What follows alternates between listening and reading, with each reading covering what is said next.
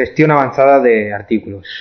Vamos a tratar en este tutorial sobre algunas operaciones un poco más complejas, entre comillas, que se pueden realizar con los diferentes artículos que están publicados en nuestro sitio web. Hemos visto hasta ahora cómo crear una estructura interna de contenidos, con secciones, con categorías y con artículos, que serían los tres niveles de contenidos, o de creación de niveles de contenidos que podemos crear en nuestro sitio web. Es importante crear esta estructura de secciones y de categorías y ubicar allí de forma correcta todos los contenidos que vayamos a publicar y que vayamos publicando.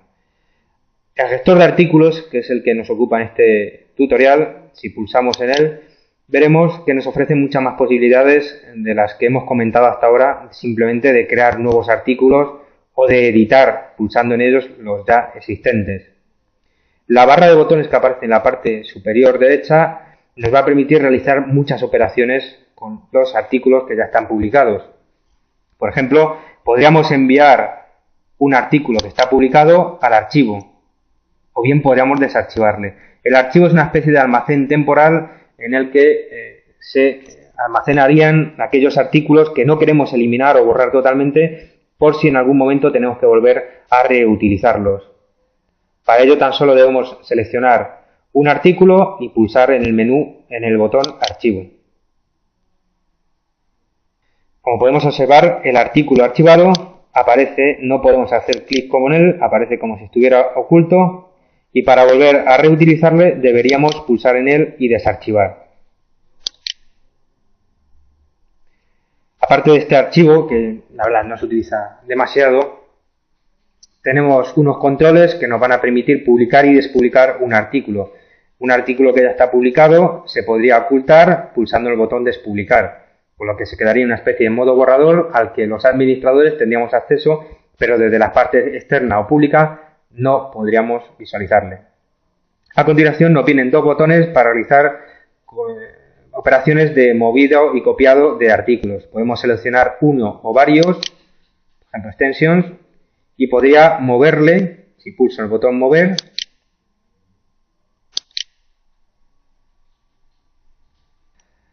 en este caso a otra sección y categoría en concreto.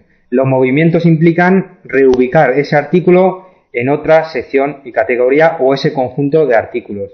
Este tipo de botones de mover y de copiar se suelen utilizar para mover varios artículos a la vez, no uno. Si queremos mover solo uno, siempre podríamos acceder a él haciendo clic sobre su nombre y reubicarle en una sección y en una categoría en concreto. Pulsando guardar, esta sección y esta categoría empezarían a contener el artículo que estamos editando. Mover implica el movimiento total del artículo a otra sección y a otra categoría. Por el contrario, copiar lo que hace es un duplicado del artículo. Por tanto, cuidado con este botón porque nos podemos encontrar que si le pulsamos y tenemos seleccionado varios artículos, nos va a crear duplicados de artículos en distintas secciones y en diferentes categorías. El botón papelera lo que me va a facilitar es el borrado de un artículo. Si yo, por ejemplo, selecciono este artículo que ya no está publicado ni aparece en la página principal, aunque podría estar publicado, y pulso en el botón papelera, el artículo es eliminado del gestor de artículos, como vemos, ha desaparecido y se ubica en la papelera de artículos que tenemos en el menú contenido y papelera de artículos. Como observamos, los artículos no se borran con la primera pulsación de ese botón de papelera. Se envían a esta papelera que sería similar a la papelera que utiliza, por ejemplo, Windows para almacenar temporalmente los archivos hasta que se eliminan definitivamente. En este gestor de la papelera, si yo quisiera recuperar un artículo porque lo he borrado por error, tan solo debería seleccionarle. Vemos que no podemos editarle porque está en modo ya borrado y debería pulsar en el botón restaurar, con lo cual el artículo volvería a ubicarse en su sección y en su categoría correspondiente. Si por el contrario deseo borrarle definitivamente, tan solo debo seleccionarle y pulsar en borrar. Con eso el artículo nos pide confirmación, desaparecería totalmente del sistema y no sería posible recuperarle. Hemos visto también anteriormente en el gestor de artículos